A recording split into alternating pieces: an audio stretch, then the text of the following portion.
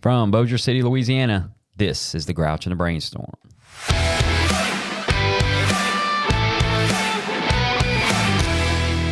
And this is episode 32. And this is episode 32, Jill. I know what you're thinking. The last episode was episode 32. That's exactly what I was thinking. I was like, that was a bonus episode. oh. And it started out as episode 32, but then it shifted and we went with bonus episode. Got it. So I'm here today with Jill. Hey, guys. Introduce. And guys, again, we are blessed with the company of Mel and Jen. Guys, hello. Hello, darling. And if you didn't listen to the last episode, then you don't know who Mel and Jen are. So maybe go listen to that, then you'll find out. Yeah. Episode 32, part A. Mm-hmm. I'm not going to do that. I'm going to take that out. Mm-hmm. But as promised, we are going to discuss step 12. And last episode, the last actual episode, we talked about service and what our experience with service is. Just from all levels, whether it's speaking in a meeting, I think Jill brought that up, Yep. or if it's working with a sponsee, or if it's doing something outside of AA to be of maximum service to the community or to people that we care about. Mm-hmm. But that is service, and that can be anything you want it to be. That can also be your part of step 12. However, step 12 in the reading, how it read is having had a spiritual awakening as the result of these steps, not a result. I was reminded early on when I would read how it works, and I would say as a result. And people would stop, as the result. Yeah, very picky about their A's and D's. Language is very important. Yeah, commas. That too. We tried to carry this message to alcoholics and to practice these principles in all of our affairs. It's a two-parter. Two-parter. Yeah, practice the principles in all of our affairs. Do you do that? I try my damn hardest. I really do. I mean, like, I like this way of life. I like doing the right thing. I like that all this is incorporated in my life, and it's important for me to do the right thing. I don't want to live that kind of life anymore. And so, yeah, I try to be as honest as possible, and, every single one of those principles. Yeah. Well, That's the point. yeah. How about you? Do you? Yes. Yeah. I can't sit with discomfort. I don't sit with discomfort well.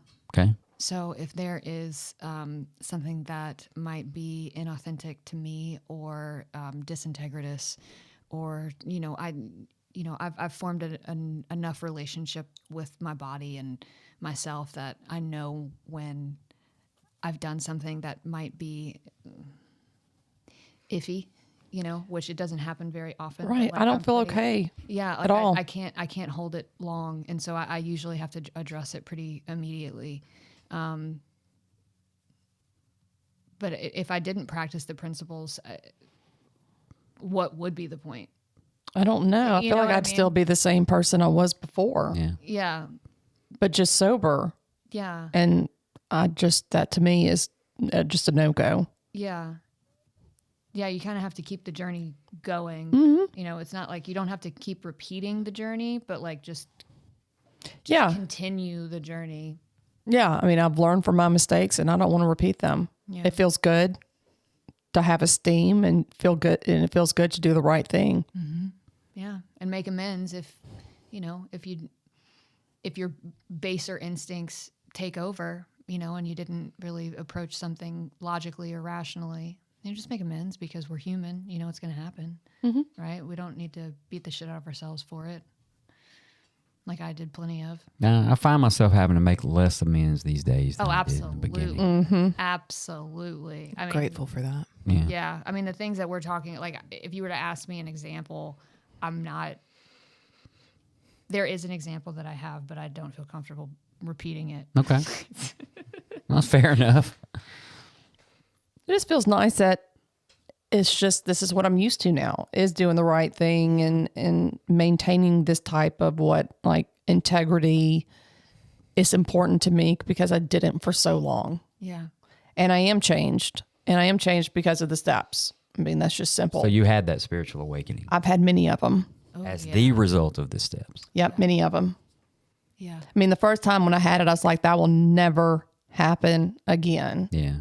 And so, a couple of years after doing the steps the first time, I was like, I want to do them again. And I guarantee you it's not going to work this time.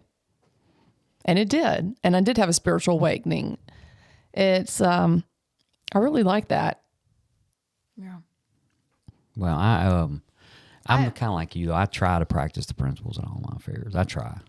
Exactly. I can't. I miss it. I miss it a lot sometimes. You know, and I hate. I mean, I'm going to go through the principles of the 12 steps of AA. Yep. And it talks about in We Agnostics, it says that, you know, that deep down in every man, woman, and child is the fundamental idea of God. And it may be obscured by pomp, calamity, or the worship of other things, right? But the fundamental idea of right and wrong is there. You know, it is for me anyway. And I guess those were things that maybe someone, whether it be a teacher, a parent, a grandparent, aunt, uncle, someone tried to instill in me as a young child, you know, the difference between right and wrong, because there's certain things that don't burn your hand when you touch them. You know what I mean? Yeah, And so, absolutely. But they can be obscured, even now, you know, by pomp, calamity, you know. I hate to use the term worship of other things, but anything I pay more attention to has become, you know, so important to me that I'm going to put it first in my life. And then usually when I do that, it's a train wreck. Yeah. Yeah. So What I find interesting as far as all that goes is like back when I wasn't sober, I didn't care. Right. But now I do care. I've developed an incredible amount of empathy and, you know, love for people that I can't do those things anymore. I care deeply. Absolutely. Yeah. What are you going to say? I'm sorry. I was going to say something. That was what you said, Mike. The last thing that Mike said. We'll get back to you. Cool. yeah. I got a text from one of our listeners. I guess they know we're recording right now. So Oh, that's very supportive. yeah, that's pretty cool. I was trying to, I remember what I was going to say. Oh, The spirituality part has been really important for me to continue to practice those principles in all of my affairs. Yes. Because once I connected with that, right, and if, like, let's say, I think ultimately the energy of my higher power is love and kindness and compassion and empathy.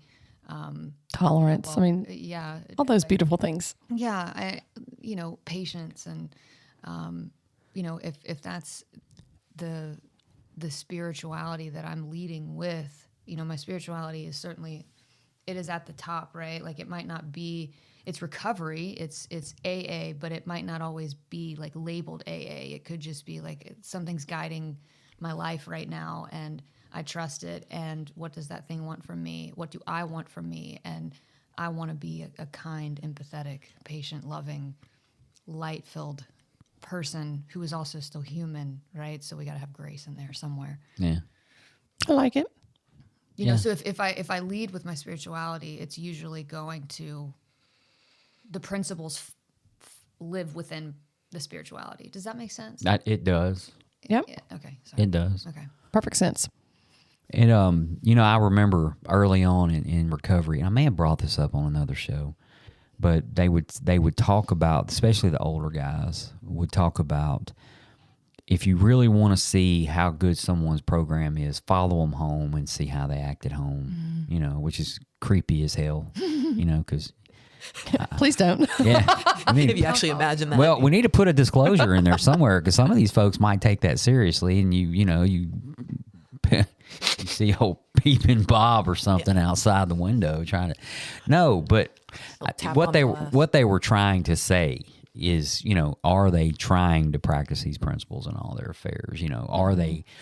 Are they coming up here and giving lip service at an AA meeting? Saying, because anybody, I guess, in our profession can lie their way through just about anything. You can hide out in AA Oh yeah, Absolutely. yeah, and be one person in AA and another one in their home life. yeah, Yep. absolutely. Oh, seen it. I just couldn't imagine being like two other people Me either. or having another side of me. That actually tires me. I was just fixing to say the addiction business in itself was so exhausting. Oh my God God. bless, yes. I mean, just for me to have to find the alcohol and do the math, this many pints lead to a fifth, and this many fifths lead to a half gallon, and this many half gallons lead to a divorce. And, all of that equations you had to put in your head and keep going at all time. I got to wake up this many hours before I go to work. Oh my God. And I would usually have to stop drinking 18 hours before I went to work. And even then, when I got there, I couldn't hold a pencil. Bro. Back then we used pencils. Had I known we not use pencils in the future, things may have been a little I different. love pencils. The damn pencils. Couldn't hold a pencil. I had to have someone walk behind me, walk beside me, and write because I couldn't. I just shaking constantly. Oh my goodness. Oh yeah, it was but That's brutal.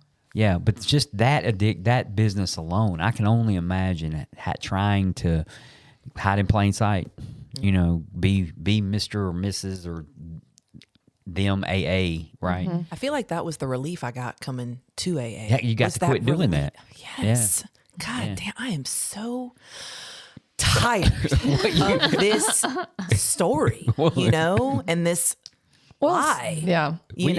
Like I'm not being true to myself. I'm not being true to who I am. I'm going against everything. I've been living this way that goes against everything that I believe or what I used to believe, and I'm grateful that all came back, when I came sober, that part of me, these good qualities that I was scared were maybe gone, came back through the steps, Yeah. God, yeah, and I was like, okay, I do love myself, but that did not come overnight.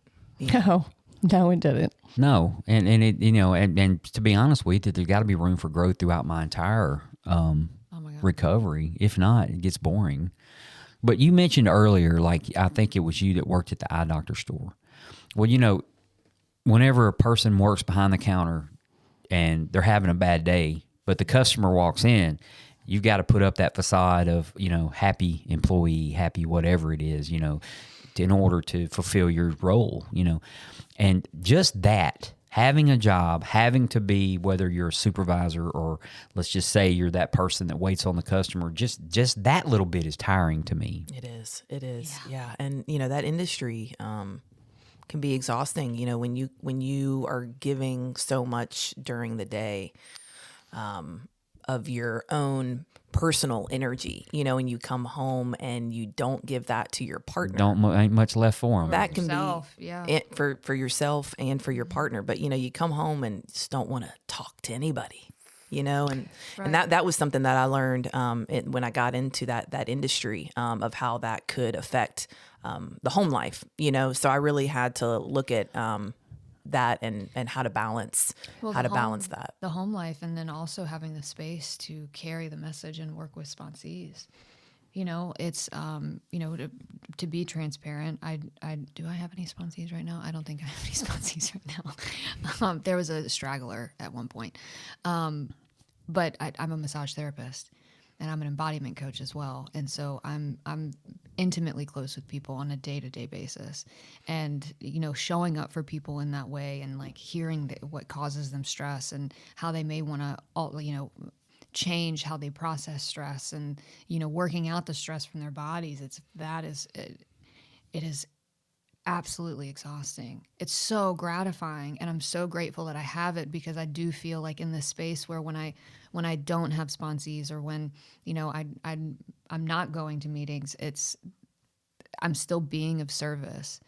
And so I have to, and I'm getting paid for it, but I show up. It's not about the money, right? Like I'm showing up for people in a way that they might not be used to people showing up for them. And so I try and, even carry some message, right, of compassion and empathy and, betterment to the people in my life. Yeah. Yeah. It might not always be about AA, but there's, if you can provide someone hope, or, if they're in a dark moment.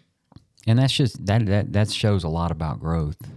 Taking, I guess I learned the basic principles in AA, and then as I move forward in life, you get out there and you start to be able to help others. with you started with the basic principles, right? Because I mean, I couldn't hardly tie my shoes when I got to AA, For and I really didn't give a damn if you tied yours or not. To be, Yeah, and then, Velcro. Nobody has time for this.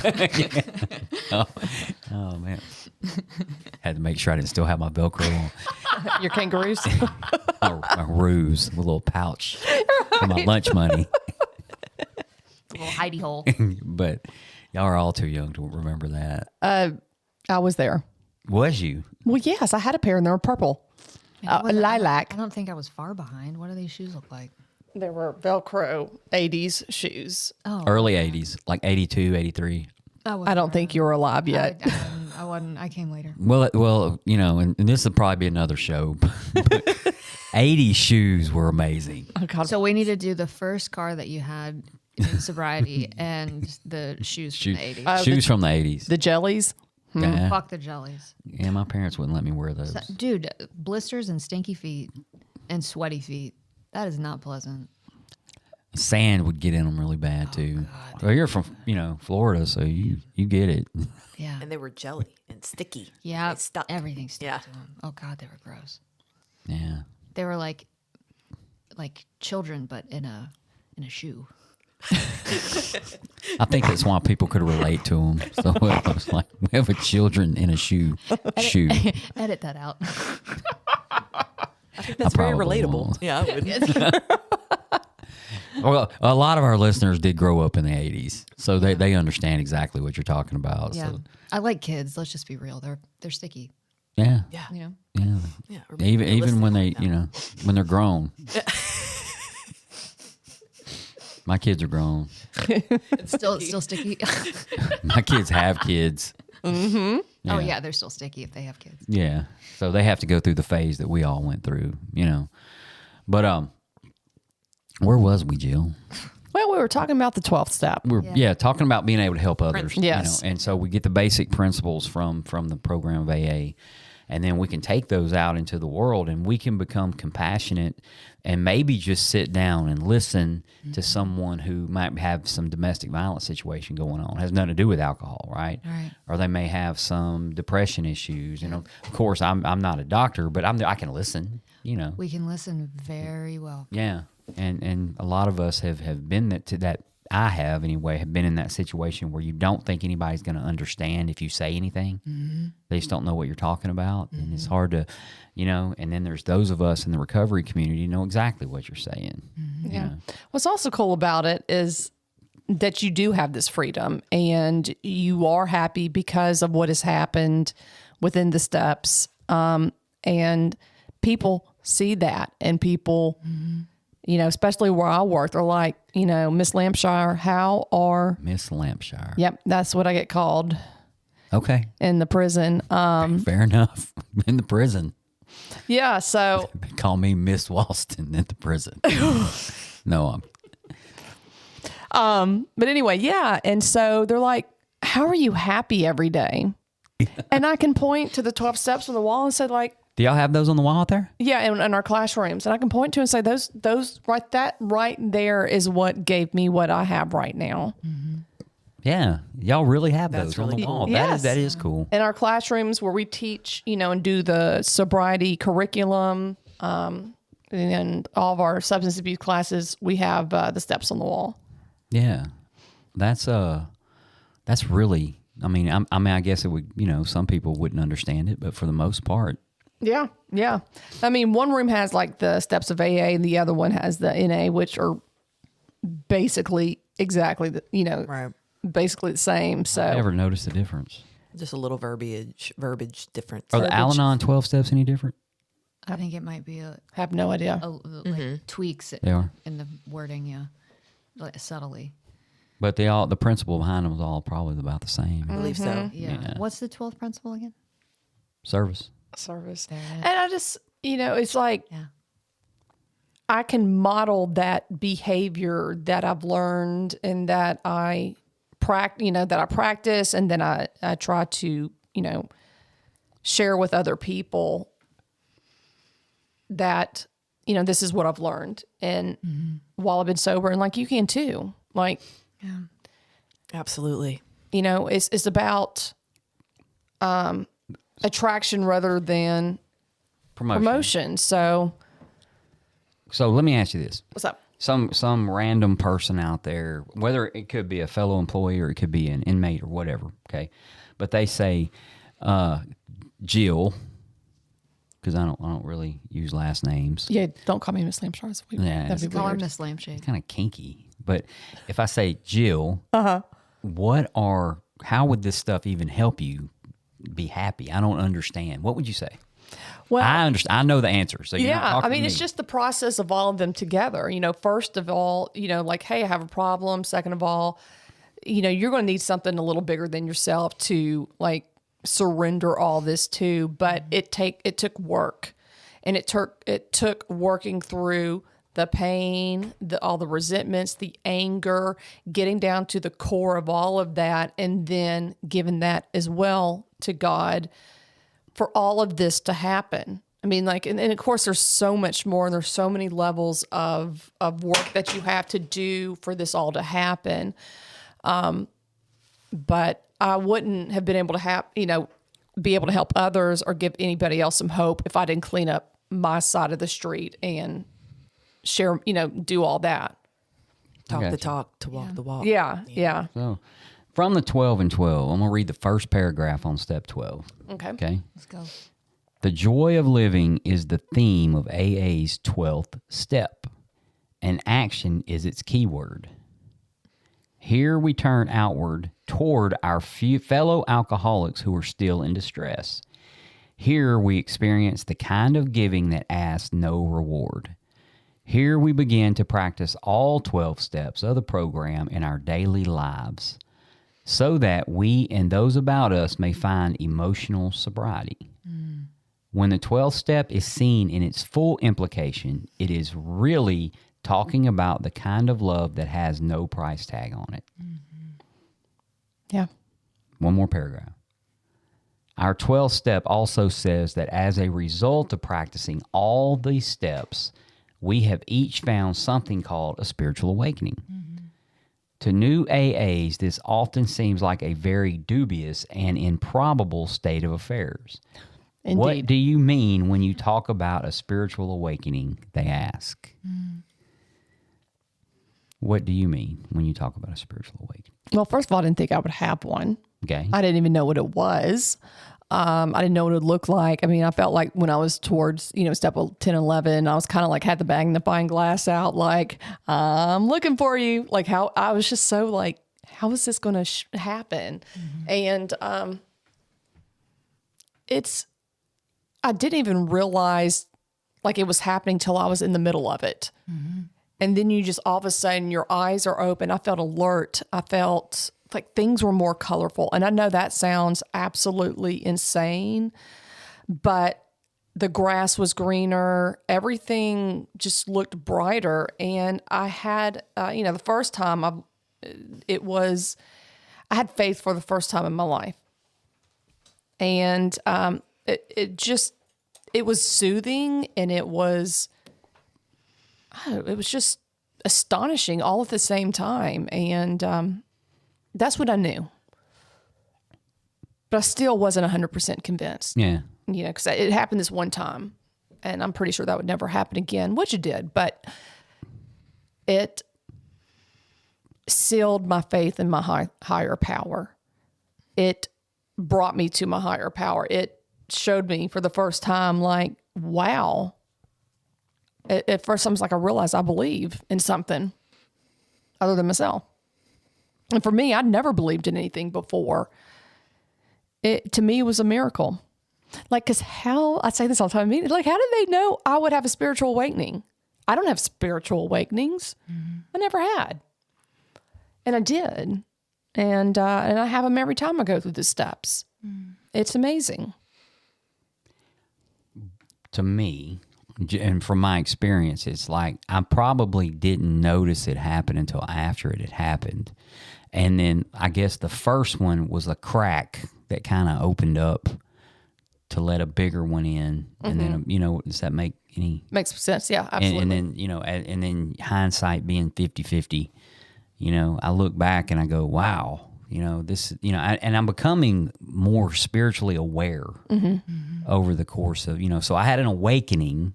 Yes. That's the crack. And then as the crack widens, spiritually aware, and I become more aware of, and I guess it was in the form of a whole bunch of coincidences. But do you think Yes. that was a coincidence, though? Oh, no, I don't. Right. Just checking. Nobody has that kind of luck. Right, I mean, right. You just don't have that. At that point, you're like, coincidences. that's what I would try to, justify it in my head. Like, oh, it just happened to happen. But you're right. It was kind of like a crack, and it's like some light came out of it. But then I went through the steps again, and it's just like through the years, I'm just revealed a little bit more and a little bit more. Yeah. There's a Rumi quote that we have all probably heard of. It's called, "The wound is where the light enters." Yes. So it's like there's a wound, there's Yeah. a crack, Absolutely. and then that's where the light can Get get in. in. I agree. I mean, and that just like through the steps, I had to surrender, even though I didn't know what I was surrendering to, and just give in to this. Let me ask you this, because Jill, I know your backstory, right? So you can jump on the bandwagon if you want to. Okay. In the But symbol. back whenever you got sober, right? And you started having a spiritual awakening and life started getting better. Did you want to go out and just save everybody? No, I did. I didn't. I really wanted to go out and be like, how come everybody's so stupid? Like, how come you can't follow this program? I mean, I honestly look back now, I didn't know anything. I concur. Okay, so I was there's people that go through the steps and they're on fire and they want to go save everybody, and that didn't happen for me because that was a new feeling that I'd never had before, and it scared the shit out of me. What I find ironic is every guest we have on the show says Jill was such a huge part of their early recovery, but yet she's the one that didn't want to go out and save the world. Right? I did it. I She was mean, just and there. and a lot of people have been like through the years, like, thanks, man. Because I always felt like something was wrong with my recovery because I just experienced like a lot of like bleh in it. Right. That goes to show how important just showing up is. Oh my God. Yeah. You know what I And mean? being Because honest with where you're you at. saying that your intentions, you're not going out and trying to do this thing, but you're showing up where suffering alcoholics and alcoholics in recovery are hanging out, and you're there and you're being a part of that, you know? Yeah. But in early recovery, I'd never been a person of service. And this is the deal. I didn't know how that would benefit me. And I know that it sounds selfish and self-centered, kind of on both sides of it, but I didn't realize how much it would open my heart up to people, how I would grow empathy and love for other people, and be supportive and just be a better person.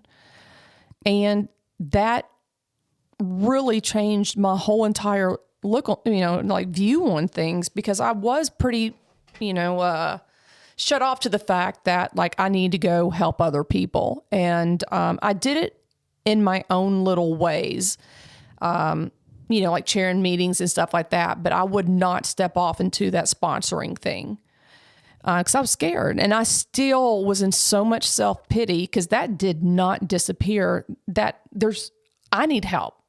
Like I still need help. And there's no way I can provide help for people if I'm still broken. Like that broken, it took years for me to get rid of that. Yeah. But I finally jumped in and I finally did it. And, as a result, I carried women through the steps and she had a spiritual awakening, and watching her have a spiritual awakening, I had a spiritual awakening. Then I was like, whoa, this is the craziest shit I've ever seen. Yeah.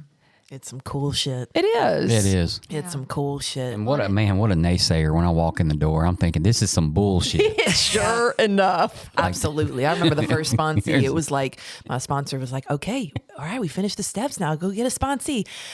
Wait, what? The fuck? Yeah. Oh, You know, God. 'cause And then the fear just all came back, And I was like, I don't know what to say. I'm going to break them. I'm going to make them even worse than they already were. Right. Well, How see can I help somebody? How can someone like me help somebody else, Yeah. And what an ignorant thing to say, because I had just gone through the steps with somebody who probably said the same thing, Oh, yeah. Yeah. But the thing is, like, how could I possibly save someone? Right. Well, and the other thing is, like, when I went into sponsoring, it was I wanted to prevent them from feeling as shitty as I did, and that was the motivation of just like, please just take this fucking suggestion because you're just going to be saved from a whole bunch of fucking heartache. But what I didn't realize, what I was robbing them of their journey and possibly preventing them from getting to that spiritual experience when they are meant to get to that spiritual experience. Yeah, and through those dips and the pain and in recovery is those are the lessons that you learn. And it has been through a lot of pain and all of that, which you guys have seen it. You were there. That I was able to pick myself up, do what I needed to do, and become a better person because of it, and a smarter person. You went day to day. I mean, Jill, what? You got your master's? Yes. Yeah. You were in school for fucking. You got your master's? Yeah. Jill's a bad bitch. Smart cookie. Oh, I'm Just gonna say that right here, right now on air. I think a lot of our listeners and me and Matt both agree. she's one of them. She's silent, but Right. Yeah. Yes. She's got the goods. Definitely a contender. Thanks, guys. Definitely a contender in the world of contenders. Compassionate contenders. Y'all are talking about spiritual awakenings, Yes. experiences. I remember being in treatment. I was like ending my time in treatment, and you were talking about just the grass being greener. Jill, I remember I just finished reading one of my assignments. I can't remember if it was Stinking Thinking or something like that, acceptance. And I got done, got feedback from the group, and God, the sun was just coming in through the blinds. The birds were chirping. In Ashby's room. We were not. I was in Jeffy's group. It was in cabin. We were in cabin 3. And y'all, I mean, I just remember looking around and I started crying. I was like, I haven't been this happy without a drug in my system or a drink. And I'm realizing right now in this moment that I'm happy and I haven't taken a drink today. And that was a really, really real realization in that moment. And it got me emotional. It's a revelation. And I remember getting out of treatment and having, I'm sure I had more experiences like that, but I remember working the steps, and I was, I had a car at this point driving home from eye doctors in West Monroe and on the interstate. And again, it was like the sun was coming through the windshield, beautiful day. And I just started crying again, knowing that how I felt inside, I had not felt like that sober since I was a kid. Yeah. It was gratitude. And it was so much gratitude and so much gratitude and a culmination of things, being able to see God now, where I couldn't see him before, and these quote coincidences happening, right? That were these God moments that at first were coincidences in my mind. And I realized later that are God moments and God working in my life. And I could see that now, and realizing that too was huge magnitude, Well, not only seeing, but I feel like the predominantly feeling, I'm realizing that I'm changing, yeah. that something bigger than me is in my life, and I'm changing, and I can see it, Yeah. and what a beautiful beautiful thing. There's evidence, there are, Because of these steps, they turn into fact, right? they become a part of your life. Measurable even. Yeah. Definitely measurable. Definitely. Yeah, I think I think I've always believed in something greater than myself. I was just so deathly afraid of it because I was filled with so much shame and so much fear that I was like, if I actually get what I deserve, what the fuck? Oh yeah, if we got got what I deserve, I wouldn't be here. I don't know if I have the fucking courage to face this spiritual being, because like if he knows or they know what's in my heart, you know, it's like, what do they do with that? What do I do with that? You know, and I felt so unworthy. Oh, yeah. I never felt or thought about that. It was. You felt worthy from day one. I didn't either. I was so selfish. Number one. I'm talking about like, you know, you were afraid that your higher power would maybe judge you. Well, I had because I had a belief, like it might have been different. Oh yeah, for for sure, someone for who, sure. like if they don't feel like there is a higher power, they won't fear it because they don't believe in it. Right. Right. You know, That's what it feared was for me. I felt unworthy because I did believe, but I didn't know how to formulate a connection, or even like how would they even want to? How would this higher power, this spiritual being, want to even, you know, be there for me? You know, I'm completely I feel I was not unworthy. I felt unworthy. You know, but then at some point, the people in my life and the women in my life started showing me my worth, and going through the steps, I started to feel more and more awake and more worthy, and having those moments, those glimmers of driving down the road and you got on just the right song and you might have the windows down and it's sunset. You might be driving to a meeting or driving home from a meeting. You're not really sure. But all of a sudden you have this endorphin Bliss. And it's just like, and it just feels, it's not artificial. It's not like, this is the feeling that I didn't think I could have without drugs and alcohol. It wasn't fake happy. It wasn't fake happy. It was so real. And then it just like, those kind of kept stacking on top of one another. And then there were sometimes, you know, I feel like the longer you're in sobriety, you might lose sight of those simplistic. I'm with you 100% on Yeah, that. Yeah. you lose the simplicity of that gratitude, because before, like when you got newly sober, it didn't take anything for you to feel grateful. It's looking back on it, and like everything was so huge. Yes. It is like the when I look back at it, it's just something so small. But I was like, whoa. Getting a phone. And- Getting a phone out of treatment. and not losing it. Getting an iPhone. I got my mom's iPhone 3, and I think we were already at the 5 at the time. Yeah. And I was so grateful for that phone. Damn, I People got a were looking at me phone. like, Shit. My parents were like, Outdated. yeah, no phone for you. You get a Go phone. Dude, like in treatment when we couldn't have music, right? Like it was when I would go on pass. Like the first time I went on pass, I remember that. oh my God, I felt like I was flying. I was levitating. Like music, it was like I hadn't heard music in, oh my God, Months. I mean, it had been months, you know, and it was just like I had full body chills, the endorphins, the dopamine, and it was just, it was euphoric without, it wasn't fake euphoria. It was like, holy fucking shit, I can produce this by myself. This is wild.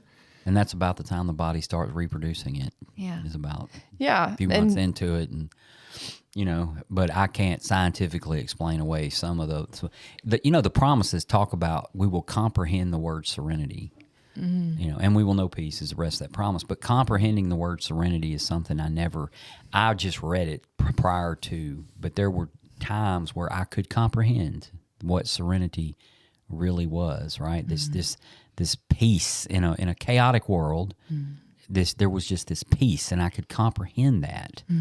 You know, but you know, all of these small crack, the opening of it, the spiritual awakening, and all of this, all of those combined led me to understand that there really is a spiritual life if I pursue it.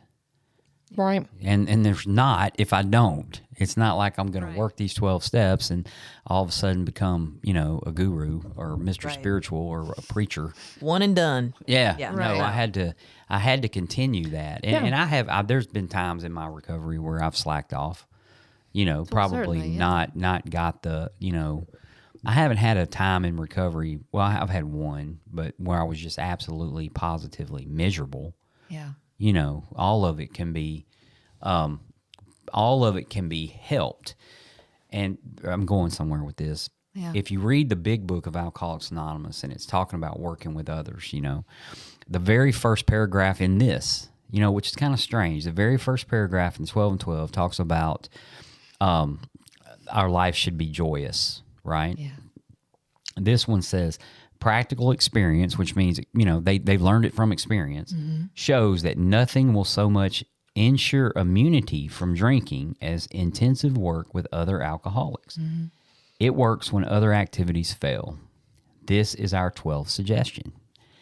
Carry the message to other alcoholics. You can help when no one else can. Well, that makes me unique. I actually thought I was unique when I got here, but this actually makes me unique because I can help when no one else can. And I've had a spiritual awakening, so I can actually talk about something that I actually believe in, which makes it even stronger. And I remember, I never was, and I get the big book was written was published in 39, so probably 37 to 39 it was being written.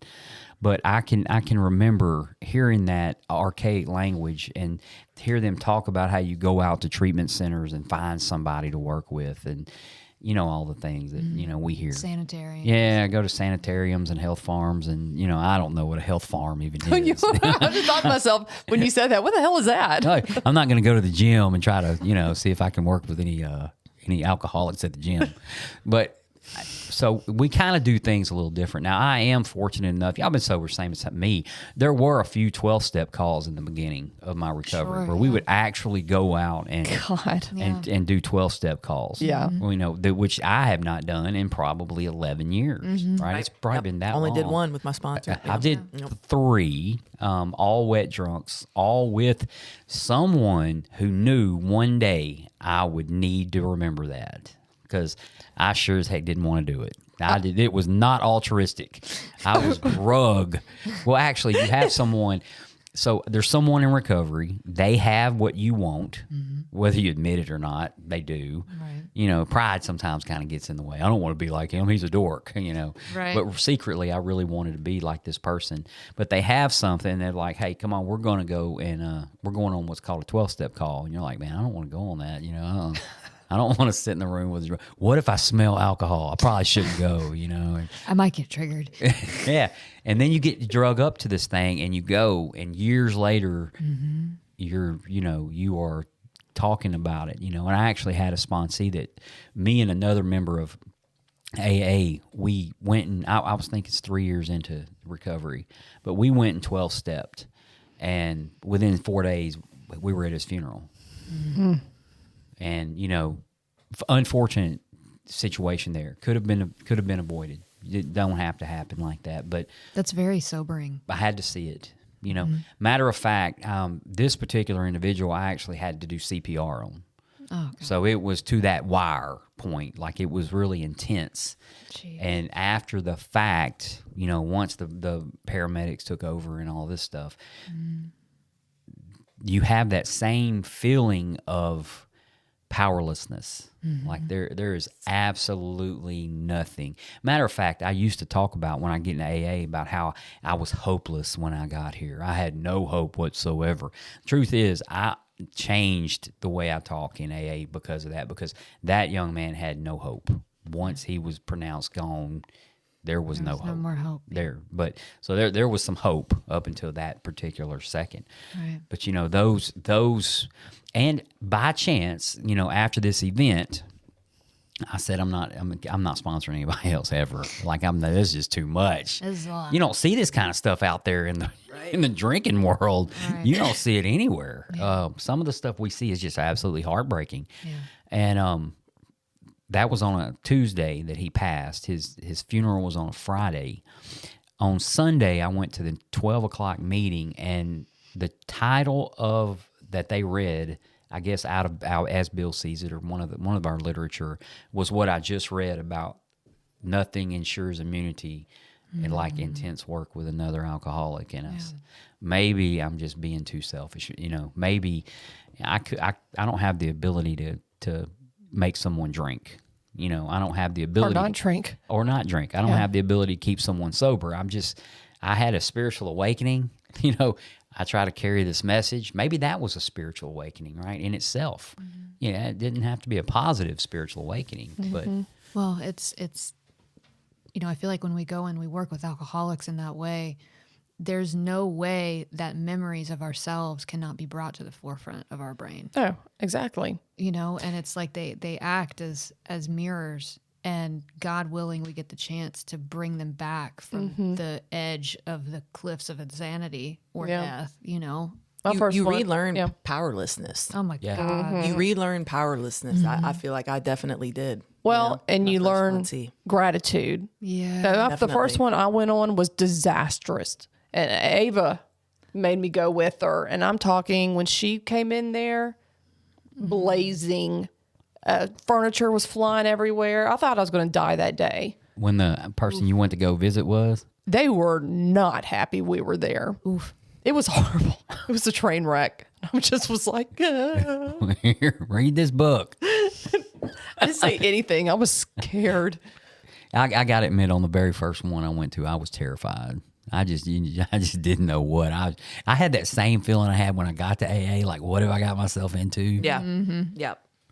But I can look back on it all these years and go, man, I needed to see that. Yeah. Yeah. I had to see that. And I think that's how the first step can even tie in with the 12th step, right? Is like we come in admitting our powerlessness and our unmanageability. And then in the 12th step, we actively seek out those same people who are struggling as we did. And then they act as a mirror. And it's like, it reminds us Where we came from. where we came from. Exactly. And it also reminds us that, hey, like just because you are doing really well right now and you have made incredible life decisions and you have discernment and all of these beautiful things, you can still forget how powerless you were and how powerless you still are. For the grace of God, there goes I. You know what I'm saying? Yeah, and you're like, thank God. Thank you. And there are so many things that we are powerless of, but it's within that powerlessness and surrender that I've actually found my power. Yeah. Oh, for sure. Oh yeah, It's a complete and total mind fuck.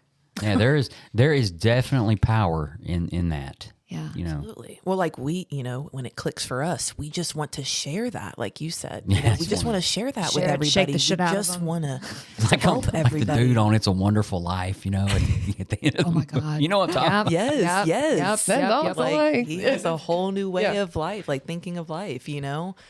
I mean, Yeah. he's forever changed with a new pair of glasses, and that's what we were blessed with, with the steps. And we just want to share that with others. And when they're, doing things wrong or not taking suggestions, you want to just keep doing that. You're not going to get to this feeling, and this control. And I'm wanting to, just control them, because I want them to be happy. And, like Jenny said, doing too much of that can rob them of their experience of experiencing, the downfall and getting back up, whatever that may look like. Doesn't mean they have to go back and drink, but going through whatever negative experience, they may need that, God's putting that in their life, to learn from, and definitely had many of those experiences. Well, and something you said made me think about the frustration I had in early, once I started sponsoring people, because I was still in this surrender,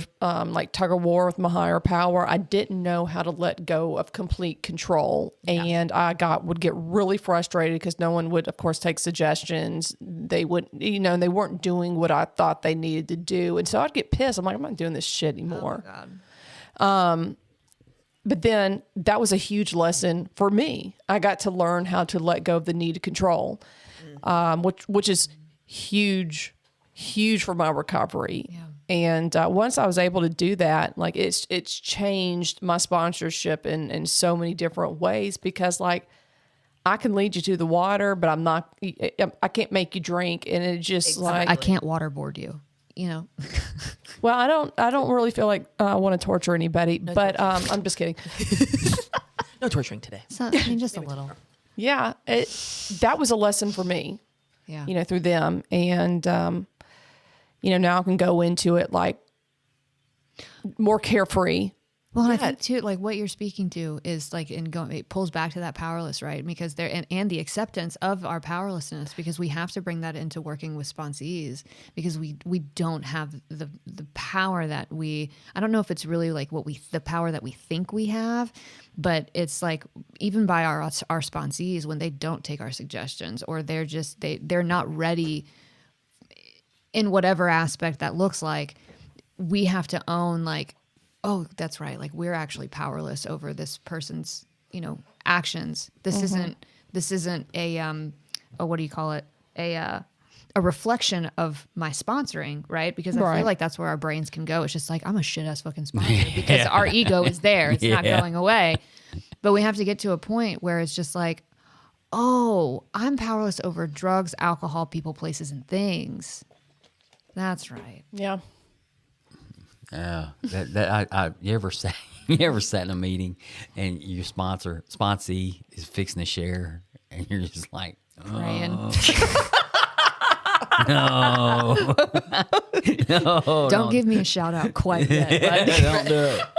No, or even worse, where they share and then someone old timer goes, well, you need to talk to your sponsor because apparently they don't know. Exactly. Oh my You're sitting there going, yeah, you need to talk to your sponsor. like, Yeah. I didn't say that. Well, yeah, but absolutely, reflection of your sponsorship. It's like my street cred just went out the window. Yeah, Thought I was doing a good job. Not so much. but the truth is, if they're sober, you're still doing. They're still doing good, and and I have never, and this is just me. This has nothing to do with anybody else, right? But I've never, to my knowledge, told anybody no that I wouldn't sponsor them unless I knew I was about to move. There have been, I move quite often. So there have been people approach me after a meeting, want me to sponsor them, and I'd just be like, hey, look, I'm fixing to move. It probably wouldn't be best for either one of us, Right. but I got a good friend named Matt that would love to sponsor you, Yeah. know. I have noticed that if someone approaches me with, hey, I'm looking for a sponsor, and like they've never met me, or like it's just because I had to become aware that it takes a lot of courage to do that. And like if there's a realistic reason why I can't, like I'll always have like that backup, be like, hey, I can't, like keep my number though, just in case. Like I'd love to be a friend. But I think that there might be somebody else that might be a better fit that, you could call. Like, I never want to leave them hanging. Yeah. Like, I don't, like, 'cause let me find someone for you. that's such a vulnerable place to be. Well, I remember asking my sponsor, my very first sponsor. I mean, it made my stomach hurt all night the night before. Like I just didn't want to do this, and I had people riding my butt about getting a sponsor too, like my ex-wife and people at work. Have you got a sponsor? And I go, I'm looking at this guy, and then I ask him, and he's like, well, let's just see how it works out. I'm like, no, you're supposed to say yes or no. It's like too vague for a newcomer. I don't think What? you can actually say that to me. It was Like, I don't know what that means. And then he introduced me to what he said. This guy will be your grand sponsor if it works out. If it works out. That's like saying this will be your mother-in-law if this works out. These will be your stepchildren if this works out. It just kind of threw me for a loop.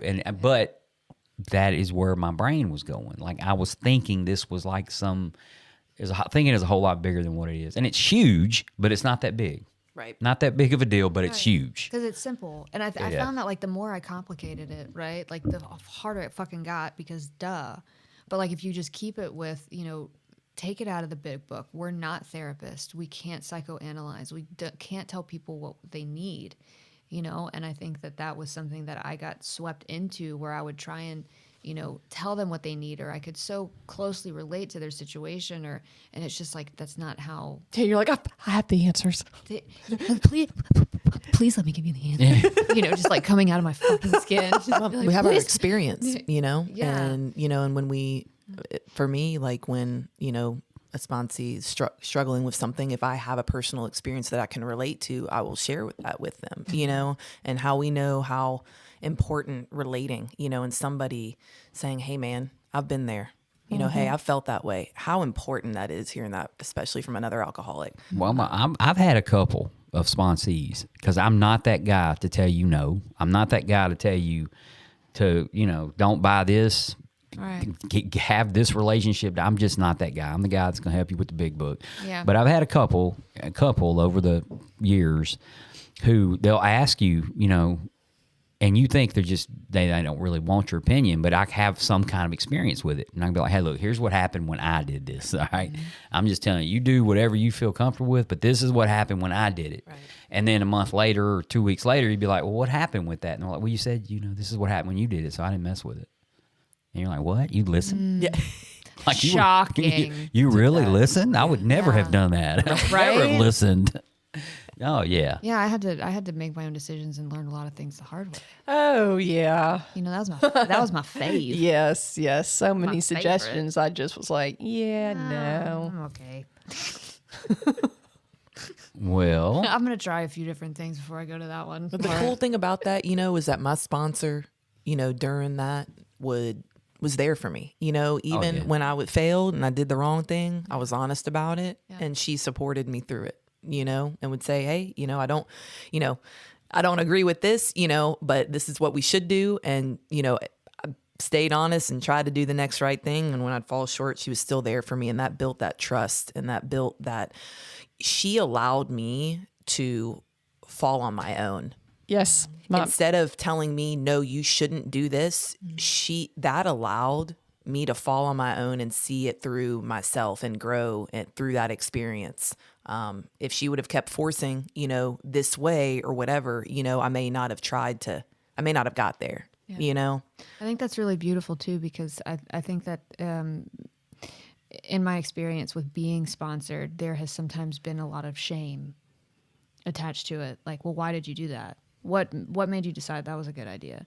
And to hear, the sponsoring that you received, that was, all right, yeah, it like no big deal, but like you broke a rule and this is the consequence, but baby, you're going to be all right.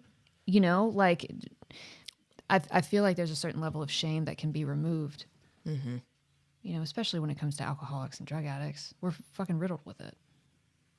Yeah, like for example, like when me and Jenny were in the halfway house, and we had this kind of secret relationship. We knew we had feelings for each other, and we're doing, we're working the steps. We're changing the way we think. We're changing these things in our lives, and we're growing.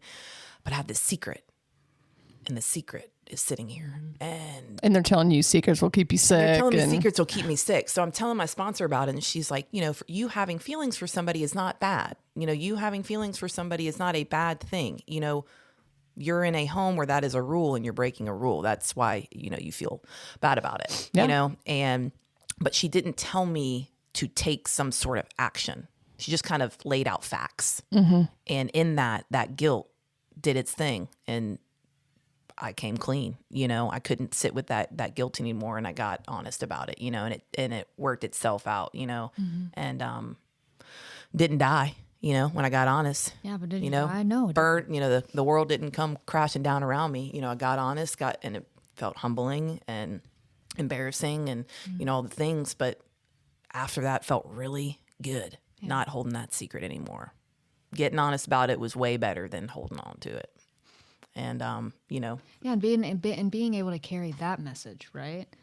Like, sometimes doing the right thing, like there can be a lot of fear and just like, oh my fucking God, I don't want to be honest about this. Like, I don't know how to be honest about this. And then when you're honest about it, you're just like, oh, that was a bit different than I thought it was going to go. Yeah, well, we tend to blow things out of proportion in our heads. Oh, most definitely. Mm-hmm. And then like the more that you get in our brain, anything that is unfamiliar will probably feel really fucking uncomfortable. No matter what it is, even if it's good for you. Scientifically speaking, physiologically, it will just, if it's unfamiliar, it will be uncomfortable. But Absolutely. Unfamiliar doesn't always mean bad, and uncomfortable doesn't always mean bad. That's right. Sometimes we have to do uncomfortable things in order to live comfortably. Is what Amen. John Jay told me that one time. I love that. Yeah, he was. There are so many paradoxes within the recovery community. It's kind of wild. Yeah, But you got to be here to hear them. You gotta kind of show up Yeah. if you want these little golden nuggets. You can go out and buy the golden nugget book. These are the golden nuggets from the 80s. Kind of like the shoes and then Kind of like the jellies. the jellies. All right, we've about run out of time, guys. I do have an email.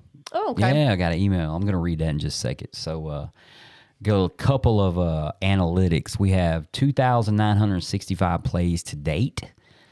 We have 86 Spotify followers. So our last episode has gotten 24 plays so far, which is pretty good for us, actually. That's so awesome. Yeah, that's actually really good for us. We have listeners, though, in Ireland, the United Kingdom, Taiwan, Oh my God. Bulgaria, Australia, Denmark, Saudi Arabia, Canada, and the United Arab Emirates. Bruh. Yeah. This is a worldwide podcast. Yeah, it's gone. This is really neat. It's gone global. So And I think it's a beautiful example of growth, right? Like Yeah. doing that at the end. Do y'all always do that? Y'all share the I try to. Yeah. I try to share the analytics and do the shout outs. We got some loyal listeners that they reach out to me during the week, and during the week between podcasts, and one of which had a birthday this week, Larry L.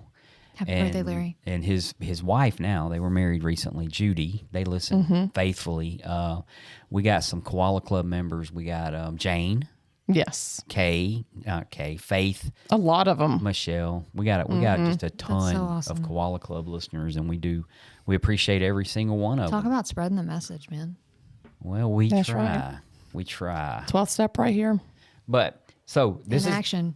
she actually left a voicemail and it cut her off. So Okay. And- I was wondering about that. And so if I have time, whenever I'm editing, because I've got to edit 2 this week, whenever I have time and I'm editing, if I can piece her voicemails together, because she called back and left the second half, then I'll do that and play the voicemail on the published version, the edited version. But here's what we got from her. It says, hey guys of Grouch and Brainstorm, Mike, Matt, and Jill. This is Judy. I want to begin by thanking you guys for taking so much time out of your busy schedules to put this podcast together. There's so many of us that enjoy the podcast, and I know it's helping many people. Larry and I enjoy listening to the podcast every week. I actually like to listen to every podcast 2 or 3 times because I want to make sure I'm not missing out on anything. I especially enjoyed the podcast when you have bonus episodes, when you have a guest speaker, or 2 like we have today. To everyone who's been a guest speaker, I thank you. Honestly, I feel like you guys have become part of my family since we began to listen to you guys every week. It's almost like a family get-together. When I listen to you guys, it's almost like a family get-together when I listen to you guys. Next, I'd like to wish you guys and all the listeners a Merry Christmas, and I hope and pray that everyone has a healthy and happy New Year. The main reason behind this email is to wish my wonderful husband, Larry, of 3 months, a congratulations of celebrating his 12th, not his belly button birthday, on December 15th. It was yesterday, wasn't it? What's today? Or 2 days ago? I'm so proud. yesterday. It was yesterday. So, Oh my God. Happy not belly button birthday. yeah, way to go, Larry. That's right. I'm so proud of him and so happy for him. I'm so grateful that he accepted the incredible gift of letting go and letting God. I feel as though I'm extremely blessed that I have been able to witness him grow and transform to the man I love. I know it wasn't always easy, but without a doubt, it's totally worth it. I told him a few days after he made the decision to get sober, I would always be his biggest cheerleader. So congratulations, Larry.